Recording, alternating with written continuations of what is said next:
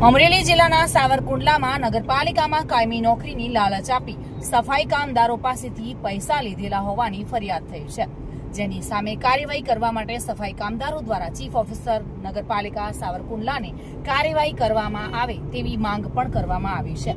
દાનાભાઈ પરમાર, રાજુભાઈ પરમાર, કપિલભાઈ પરમાર, બેરડિયા રાજુભાઈ પરમાર દ્વારા જણાવવામાં આવ્યું છે કે સાવરકુંડલા નગરપાલિકામાં વર્ષ 2021માં સફાઈ કામદારની ભરતી થયેલી હતી, જેના અનુસંધાનમાં નિકુલભાઈ વિઠલાણી તથા હેમાંગભાઈ ગઢિયા તેઓએ સાવરકુંડલા નગરપાલિકાના સફાઈ કર્મચારીઓને બાહેધરી આપી હતી કે કાયમી નોકરી કરી આપીશું, પરંતુ આ લોકોએ વારંવાર રજૂઆત કરી હતી અને છતાં આજ સુધી પૈસા પરત આપ્યા નથી, જેના કારણે ફરિયાદ કરવામાં આવી છે।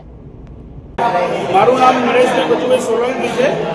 વાલ્મીકી સમાજ ગુજરાત ટ્રેડિંગના પ્રદેશ પ્રમુખ તરીકે છું। હાલ 2021 ભરતી પ્રક્રિયા થઈ હતી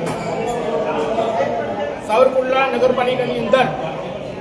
એમાંથી જે પૈસા નગરપાલિકા દ્વારા ઉઘરાવવામાં આવ્યા હતા તેના અધિકારીઓએ તો 4 લાખ રૂપિયા ઉઘરાવવામાં આવ્યા હતા, જેથી કરીને આજ સુધી પૈસા પરત કરવામાં આવ્યા નથી કે તમને કાયમી નોકરી આપીશું।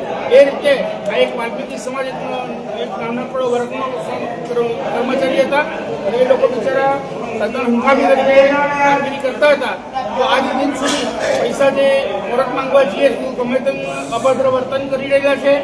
એક નકુલ વિકલાણી કરીને છે અને એક જમીન ગઢિયા કરીને છે। સમીર ખોખર સાથે bureau report, today Gujarati news.